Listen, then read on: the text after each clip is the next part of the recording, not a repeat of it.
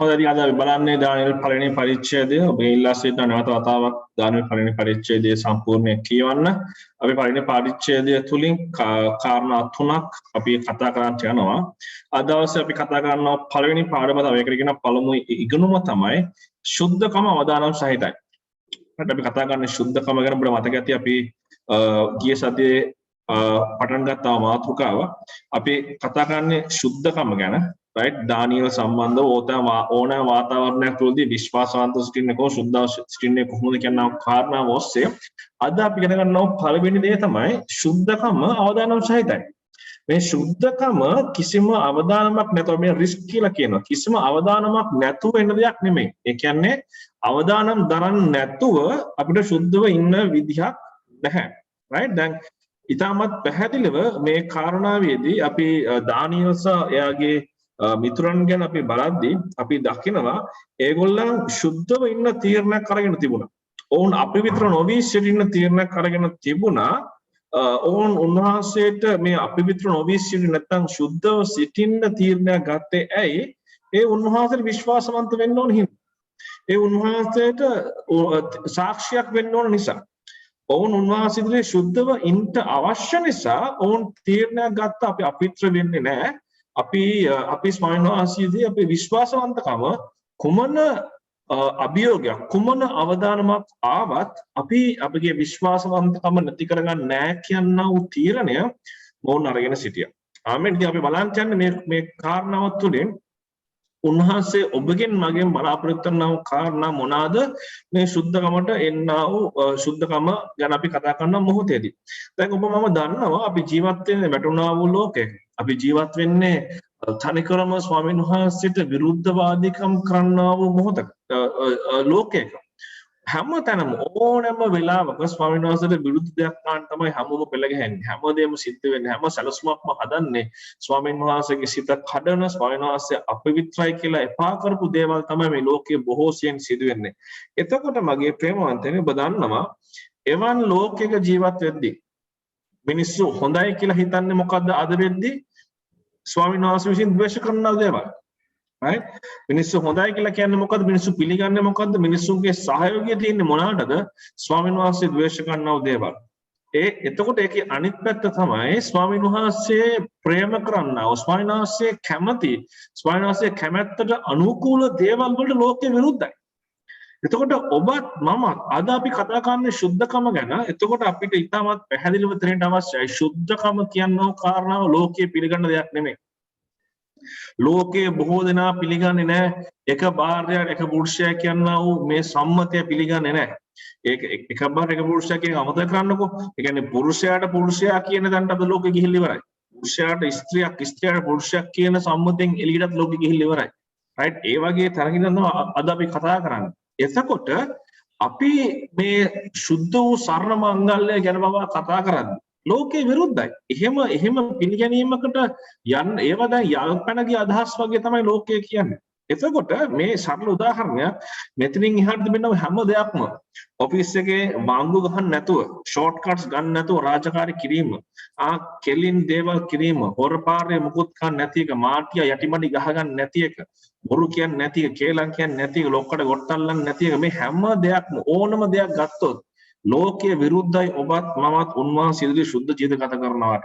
ඉතින් එතකොට ඔබ මම තේරුම් ගන්න ඕන ප්‍රධාන කාරණාවක් තමයි අපි සමහරවිට අපි හරි දේ කළාට පස්සේ අපිට පාඩු වෙනවා අපිට අවදානම් අපිට ගොඩක් දේවල් සිද්ධ වෙන්න පටන් ගන්නවා. එතකොට බොහෝ කිතුරුන් අහනවා ප්‍රශ්නයක් තමයි ස්වාමීනි මම හරි දේන කළේ ඇයි මට මේ දේ වෙන්නේ? මම වහන්සේ නිසයි මේ දේ කළේ ඇයි මේ මිනිස්සු මට පහර ගහන්නේ? මම වහන්සේ නිසයි ස්වාමීනි මේ දේ කිව්වේ මේ දේ කළේ මෙහෙම නොකර හිටියේ මේ අපි උන්වහන්සේ වෙනුවෙන් දෙයක් කළාට පස්සේ අපිට දේවල් වෙන්න පටන් ගනිද්දී අපි කැමති නැති විදියට අපිට අවදානම් අපිට රිස්ක් අපිට ආඩු වෙන විදිහට එතකොට අපි උන්වහන්සේගෙන් ප්‍රශ්නයක් අහන සමහරවිට ස්වාමීනි ඇයි මෙහෙම වෙන්නේ? මම ඔබ වහන්සේ හින්දා මේක කළේ. දැන් මේ ප්‍රශ්නය අහන්නේ ඇයි ඔබත් මමත්? හේතුව තමයි අපි තේරුම් අරගෙන නැහැ අපි සුද්ධ ලෙස ජීවත් වෙන්න තීරණය කළා වූ මිනිස්සු මුළු ලෝකයම අශුද්ධ ලෙස ජීවත් වෙන්න කැමති මිනිස්සු. ඒතකොට මේ ශුද්ධකමයි අශුද්ධකමයි සම්බන්ධතාවයක් නැහැ. තනිකරම තියෙන විරුද්ධතාවයක්. එතකොට ශුද්ධව ඉන්න උත්සාහ කරන කාට නමුත් මේ අශුද්ධව ඉන්නව අනිත් බහුතරයෙන් බලපෑමක් එනවා ශුද්ධ නොවී සිටින පිණිස. දානියල්ගේ පොතේ අපි මුලින් කියවද්දිත් ඕක තමයි වුනේ. බලය ඇත්තා විසින් බලය නැත්තාට අපි මේ කතා කරන ලෝකාකාරයේ බලය මම දන්නවා අපි කියනවා කියලා ස්වාමීන් වහන්සේ මා බලත් කරන ස්වාමීන් වහන්සේ මට සියල්ල කරන්න පුළුවන්. ඒ කාරණාව නෙමෙයි අපි මෙතන කතා කරන්නේ. නමුත් ලෞකිකව තිබෙනා බලය අපි ලෞකික බලය කියන්නේ මොකද්ද? බහුතරය වැඩි පැත්තට බලය වැඩි. ඕක තමයි ලෝකේ ක්‍රියාත්මක වෙන්නව ආකාරය. එතකොට ඒ ආකාරය තුල අපි දකිනවා මේ වැඩි කැමැත්ත තියෙන පැත්තට හරි හෝ වැරදි හෝ දේවල් තීරණය වෙනවා. දානියල්ට සහ ශද්‍රක් මේෂක අබද්දිකවටත් දුන්නේ ඒකමයි. බලය තිබෙනා වූ රජතුමාගේ එනවා බලපෑමක් තමාගේ ශුද්ධකම තමාගේ විශ්වාස දෙවියන් වහන්සේ පිළිබඳ විශ්වාසවන්තකම පාවා දෙන පිණිස. නමුත් මොවුන් තීරණයක් ගන්නව නැහැ. අපි මොන දේ ආවත් අපි ස්වාමීන් වහන්සේට වුණා වූ කැපවීම ඒ විශ්වාසවන්තකම ශුද්ධකම නැති කරගන්න නැහැ කියනවා කැපවීමට මොවුන් යනවා. right? දැන් ඔබටත් මටත් තිබෙන්න ඕන කාරණාව තමයි මේ ශුද්ධකම රැකීම පිණිස. right? ශුද්ධකම සමානයි විශ්වාසවන්තකම විශ්වාසවන්තකම සමානයි ශුද්ධකම. සරලවම ගත්තොත් ඒක තමයි අදහස. මේ ශුද්ධකම රැකීම පිණිස ඔබත් මමත් කොපමණ නම් අවදානම් දරන්න සූදානම් සෙනගක්ද? මේක තමයි අපි අද අපෙන් අහන්න ඕන ප්‍රශ්නය. ස්වාමීනි ශුද්ධව ඉන්න ලෑස්ති. හැබැයි ඒ වෙනුවෙන් අවදානම් දරන්න ලෑස්තිද? අවදානම් රිස්ක් අවදානම්. right? අපි මේ අවදානම් ගැන තවදුරටත් කතා කරන්න යනවා. දැන් මෙතන අපි දකිනවා මේ අවදානම් කියනව කාරණා වගේ ප්‍රේමන්තේනේ අපි තේරුම් ගන්න ඕන දෙයක් තමයි දෙවියන් වහන්සේගේ දරුවන්ට අතිශයින්ම සාමාන්‍ය දෙයක් කියලා. ඔබත් මමත් සමහරලාට සුභාරංචිය කියලා වැරදි අදහසක ඉන්නවා බොහෝ සෙනග. ස්වාමීන් වහන්සේව අදහකට පස්සේ ඔක්කොම හරියනවා. අද බලන්නකො සුභාරංචිය මොකද්ද කියලා. යේසුස් වහන්සේ වෙතට එන්න. ඔයාගේ ප්‍රශ්නේ විසඳෙයි. යේසුස් වහන්සේ වෙතට එන්න. ඔයාගේ රෝගෙට සුව දෙයි. ඔයාගේ ණයබර විසඳෙයි. ගේ හදා ගන්න පුළුවන් මේ අරක වෙයි මේක වෙයි. අද මිනිස්සු සුභාරංචිය කියන්නේ මේ වගේ. හැබැයි බයිබලයේ කියන සුභාරංචිය තමයි නෑ. ඔබ පවකාරයෙක් ඔබත් මම ගැටුණා වූ සෙනග ඔබ උදෙසා මා උදෙසා යේසුස් වහන්සේ මේ පොළවට ආවා. යේසුස් වහන්සේ ඔබ නිසා ජීවත් වුණා. ඔබ නිසා මැරුණා. ඔබ නිසා නැවත නැකිට්ටා. උන්වහන්සේ තුලින් පමණයි ගැලීම තිබෙන්නේ. උන්වහන්සේ පිළිගත්තොත් ඔබටත් මටත් සදාකාල ගැලීම හිමි වෙනවා. එතකොට අපි උන්වහන්සේ සිතින් අදහලා මොකෙන් ප්‍රකාශ කරනවා මොහොතේදී අපි ගැලීම ලබා ගන්න මේකයි සුභාරංචිය. හැබැයි අද කවුද මේ සුභාරංචිය ප්‍රකාශ කරන්නේ? කවුරුත් කියන්නේ හැමෝම කියන්නේ එන්න දෙවියන් වහන්සේට එන්න පල්ලියට එන්න. යේසුස් වහන්සේ කියලා කියන්නේත් නැහැ. පල්ලියට එන්න. වාගේ ප්‍රශ්න විසඳ අපි ආඥා කරමු. වාට සුව වේ. වාට අරක හම්බේ, රස්සාව හම්බේ, වාට බාහිරියක් හම්බේ, පුරුෂයෙක් හම්බේ, දානගිය මහත්තයා. එයි එන්න යේසුස් වහන්සේට එන්න. ඒ කොහෙන් ආපු සුභාරංචියද දන්නේ නැහැ. right? ඒක නිසා වගේ ප්‍රේමාන්තනේ අපි සුභාරංචිය කියද්දී ඔබත් මම දැනගන්න ඕනේ දෙවියන් වහන්සේගේ දරුවෙක් වෙන්නා වූ මොහොතේම right මල් යහනාවක් නොව කිතුණු ජීවිතය පාරක් නොව පාර හරිම පටුය කටු ගොකොටු බොහෝමයක් ඇත. right? ඕක තමයි කිතුණු ජීවිතයේ සරලම තේරුම් ගැනීම යථාර්ථය. එතකොට මේ කිතුණු ජීවිතය කියන්නේ ශුද්ධ ජීවිතයක්. මේ ශුද්ධ ජීවිතය ගත කරන මොහොතේදී තනි ක්‍රම අවදානම් සහගත ජීවිතයක් තමයි ඔබත් මත් ගත කරන්න ඕනේ. ඇයි මම එහෙම කියන්නේ? මම එක වසරේ ඉඳන් 9 වසර වෙනකන් අපේ ඉස්කෝලේ අපිට අඳින්න දුන්නේ නිල් පාට කොට කලිසම. right? සිස්ටම් එකේ ඉන්නවා. සිස්ටම් මේ ඔක්කොම කාරණා මතකයි. ඔයගොල්ලන්ට දරුවන් හිටවෝ දරුවා ඉන්නව අය ඔබ දන්නවා. සැන්ඩ්‍රාට මලියලා දෙන්න කියලා සැන්ඩ්‍රා මේ කතාව දන්නවා. right? එතකොට 9 වසරට නම් ගන්නේ නිල් පාට කොට කලිසම. 10 වසරට යද්දී එක පාරටම සුදු පාට දෙක කලිසමක් අපිට හම්බ වෙනවා. එතකොට 8 9 වසරට එද්දී අපි ඇඟිලි ගණගෙන ඉන්නේ කවද්ද සුදු කලිසම අඳින්නේ කියලා තමයි ඒ දවස්වල අපි තිබ්බ ලොකුම හීනේ. right? ඒක හරි ලොකු ප්‍රොමෝෂන් එකක් ඉස්කෝලේ කාලේ අපිට. ඇයි ප්‍රොමෝෂන් එක කොට කලිසම් ගහපු කොල්ලන්ට වඩා දික් කලිසම් ගහපු කොල්ලෝ දිහා කෙල්ලෝ බලනවා. ඔය එක හේතුවක් මම ඔබට කියන්නේ. right? ඉතින් ඕක ප්‍රොමෝෂන් අපිට ඉස්කෝලේ කාලේ. එතකොට මම රෝඩ් සේෆ්ටි කරපු කොල්ලෙක්. එතකොට සුදු පාට දික් කලිසමක් ගහම පාර මැද හිටන් ඉන්න එක නම්බු සහගතයි. මේ කොටට කොටේ නිල් පාට කලිසමක් ගහන් ඉන්නවට වඩා.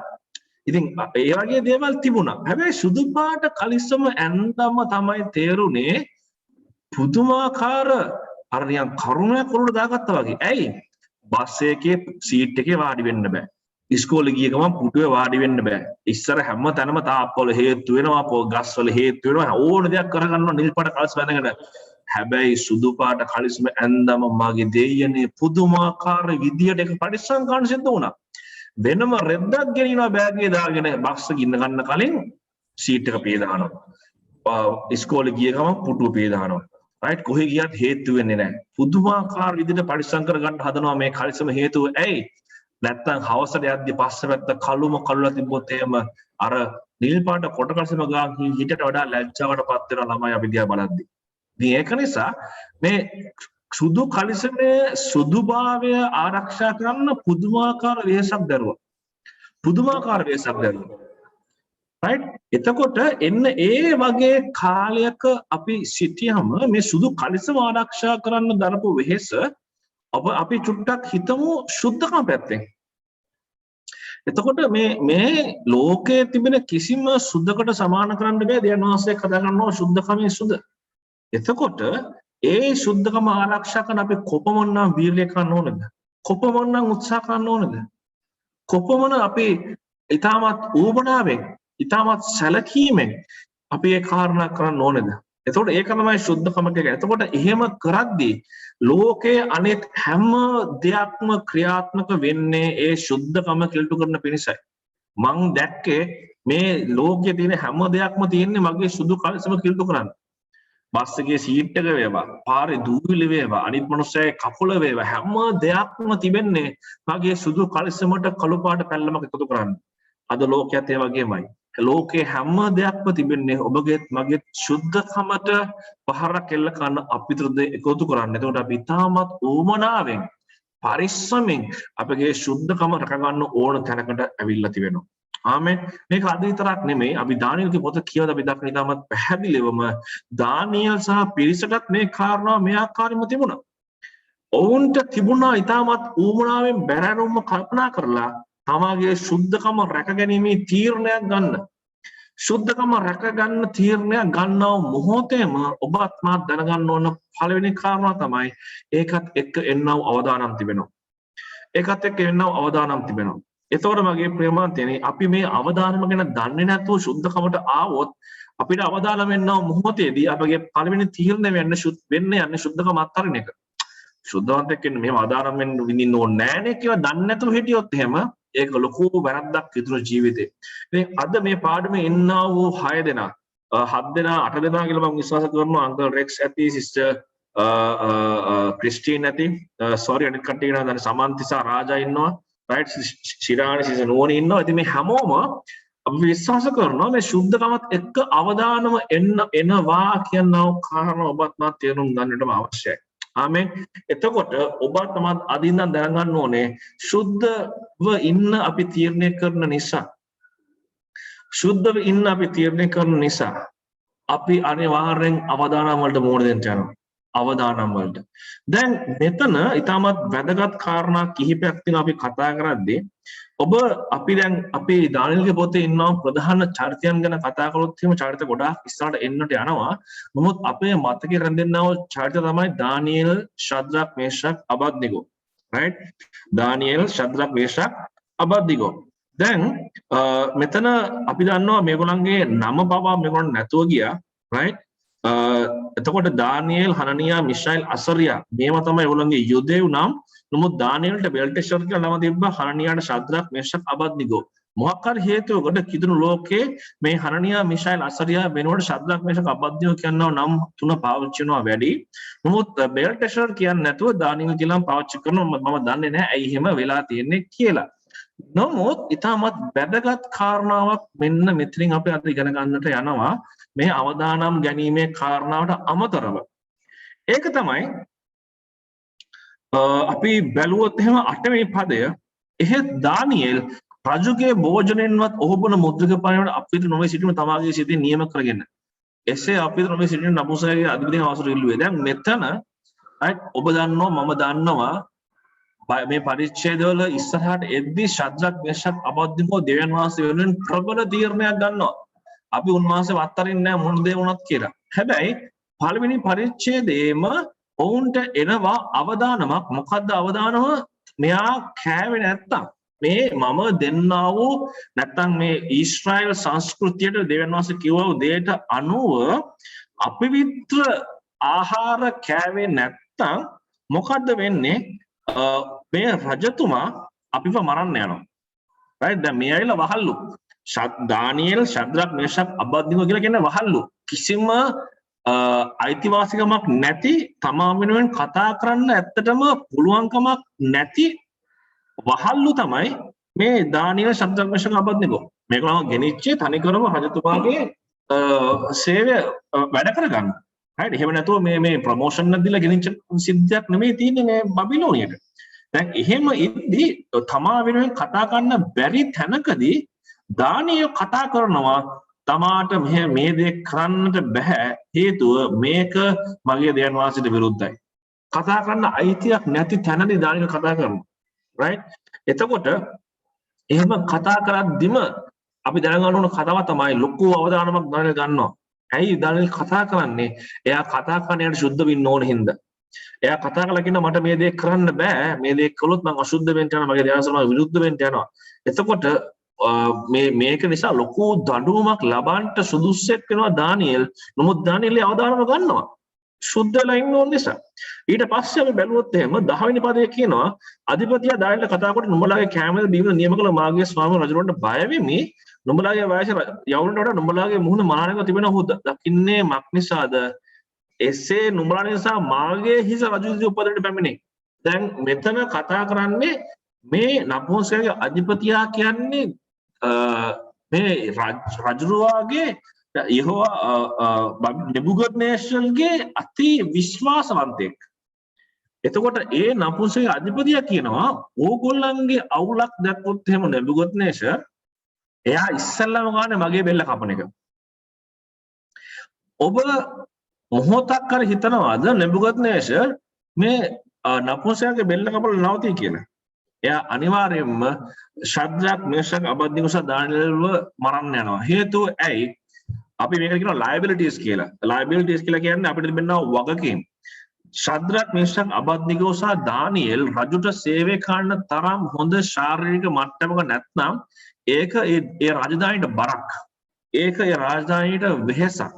ලොකු වගකීමක්. ඊට වඩා හොඳ ඒගොල්ලෝ මරලා දාන එක. මොකද යෙරුසලම ඉඳන් මේගොල්ලන් ගේද්දිත් ගොඩක් කට්ටිය මරලා තමයි ආවේ. නිකන් මේ බබා වගේ නැලෙව්වේ නැහැ. ඔවුන් ජෙරුසලම ආක්‍රමණය කරද්දි බොහෝ ලේ හැලුවා. අපි මේ ගැන දේශනාවකුත් කළා මතක ඇති.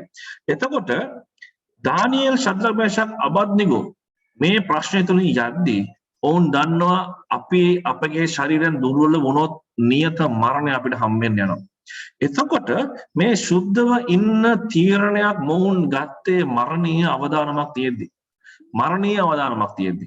මේ නිකන් මේ රස්සාව නැති වෙන අවදානමක්වත් නැත්නම් අපිට අපේ බිස්නස් එකක් නැති වෙන එකක්වත් නැත්නම් අපිට ප්‍රොමෝෂන් එකක් නැති වෙන එකක් නැත්නම් අපිට අපගේ කෙල්ල කොල්ල නැති වෙන එකක් ඒ වගේ සිද්ධියක් නෙමෙයි. මෙතන තනිකරම ජීවිතයත් මරණයත් අතර සිද්ධියකදී තමයි දානියෙල් තීරණය කරන්නේ. උන්වහන්සේගේ වචනය කියන්නේ දානියෙල් තීරණය කළා කියලා 8 වෙනි පදය.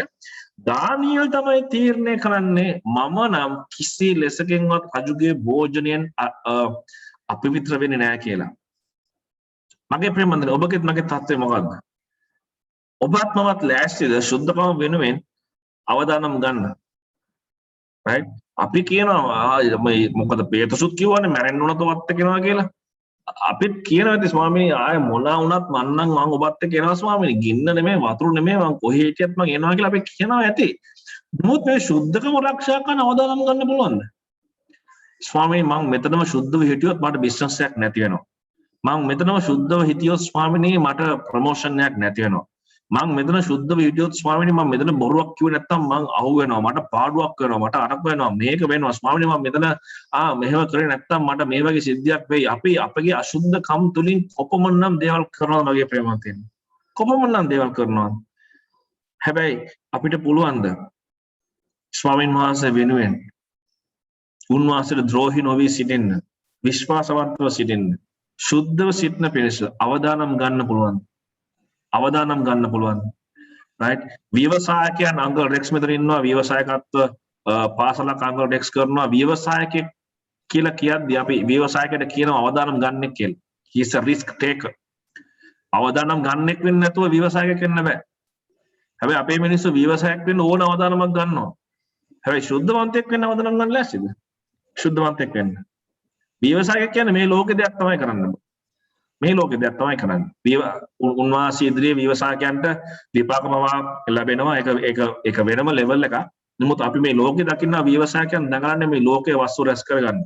බයිබල් අනුකූල ව්‍යවසායකයන් අංග ටෙක්ස් කරනවා බයිබල් පාඩමේ ඒ ව්‍යවසායකන්ට පාසල උගන්වන්නව කට්ටිය එහෙම නෙමෙයි. එතන වෙනම බයිබල් පාඩමක් තමයි යන්නේ. කොහොමද අපි ස්වයං වාසිතුල ව්‍යවසායකයන් වෙන්නේ කියලා. නමුත් ව්‍යවසායකයන් වෙන්න ගන්නා වූ අවධානම සුද්ධවන්ත වෙන්න ගන්න ලෑස්තිද මිනිස්සු? මම ඔබ දන්නවා මම කෝච්චියේ ගිහිල්ලා මේ ඔළුව වද්දගෙන නිකන් මැරෙන්නම ගියා. රයිට්? ඒ ගෙදර එන්න කෝච්චියේ නැගලා ගෙදර එන්න ගන්න අවදානම උන්වහන්සේ ඉස්සර සුද්ධ වෙන්න ගන්නව ලෑස්තිද? ඔය දකින්න අද වෙද්දි කෝච්චියට සිටින යනවා ආකාරය මොන කොරෝනාද මිනිස්සු අතින් පයින් එල්ලලා තාමත් කෝච්චිය යන්නේ. රස්සාවට මේ මැරීගෙන යන්න ගන්නව අවදානම උන්වහන්සේගෙන් ගන්න ලෑස්තිද? උන්වහන්සේගෙන් ගන්න ලෑස්තිද? රයිට්? එතකොට මොන ලොක්ඩවුන් තිබුණත් අපි අපේ දේවල් එල්ලි ගිහිලා කරගන්නවා සමහර කට්ටිය. රයිට්? අවදානමක් ගන්නවා. ස්වයං වාසයෙන් අවදානමක් ගන්න ලෑස්තිද? මේ වගේ තර්කානුකූලව යථාර්ථවාද හිතන පටන් ගන්න. මම කොතනදද ස්වාමීන් වහන්සේ වෙනුවෙන් අවදානමක් ගත්තේ? ස්වාමීන් වහන්සේට කියන්න පුළුවන් ද කවදාද මන් දිහා හැරලා ඔබ මං ගොඩාක් අවදානම් ගත්ත කෙනෙක් කියලා කියන්න පුළුවන් ස්වාමීන් වහන්සේට. හේතුව සුද්ධව ඉන්නවා නම් අවදානම කියන එක නියතයක් මගේ ප්‍රේමවන්තනි සුදු කලිසමේ කතා මතක් කරගන්න. ඔබ සුදු ඇඳුමක් ඇඳුවොත් එහෙම ඒ ඇඳුම කිලිටි වෙන එක නියතයක්. හැබැයි ඒ ඇඳුම කිලිටි නොවි තබා ගන්න ඔබත් මවත් දරුණු වෙහසක් දරන්නට ඕනේ. අවදානම් ගොඩාක් තිබෙනවා ඒ වෙනුවෙන්. අවදානම් ගොඩාක් තිබෙනවා ඒ වෙනුවෙන්. අපි ඒව කරන්නටම අවශ්‍යයි සුද්ධව සිටින්නට නම්. ආමෙන්. ඉතින් අවදානම් ගන්න ඕන සුද්ධකමේ සිටින්න. මෙතන දානවල ගැන තව කතාවක් මම කියලා මේ පාඩම අපි අවසන් කරනවා ප්‍රශ්න 30ක් අසලා.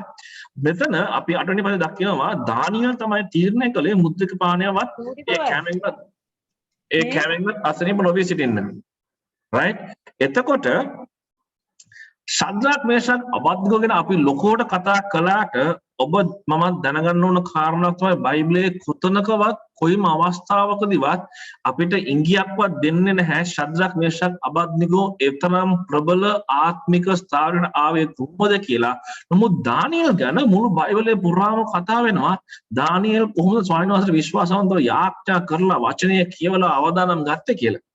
එතකොට මෙතන ඉතාමත් පැහැදිලිව 8 වෙනි පදයේ කියනවා දානියෙල් තමයි තීරණය කළේ රජුගේ භෝජනයෙන්වත් ඔහුබන මුද්දක පානෙවත් අපි විතර නොවේ සිටින්න.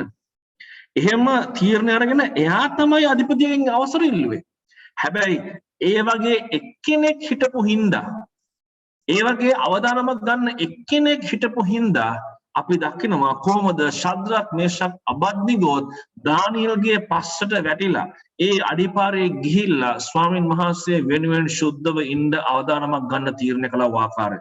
මගේ ප්‍රේමන්තර ඔබත් මමත් අද දවසේ ස්වාමින් වහන්සේ වෙනුවෙන් සුද්ධව ඉන්න තීරණයක් ගන්නව මොහොතේදී ඕන අවදානමක් දරාගෙන ස්වාමීනි මම මගේ සුද්ධකම රකින්නවා කියලා තීරණ කරනව මොහොතේදී උන්වහන්සේගේ වචනානුකූලව ඔබගේ මගේ පිටිපසට බොහෝ දෙනා එකතු වෙන්න යනවා.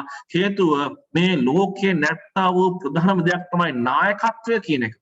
නායකත්වය කියන එක හරි හිඟයි. නමුත් ඔබ නායකත්වය ගන්නව මොහොතේදී ඔබ පෙරමුණ ගන්නව මොහොතේදී ස්වාමීන් වහන්සේ වෙනුවෙන් සුද්ධව ඉන්න ඔබ අනිත් බොහෝ දෙනෙක්ට ධෛර්යයක් දෙන්නට යනවා.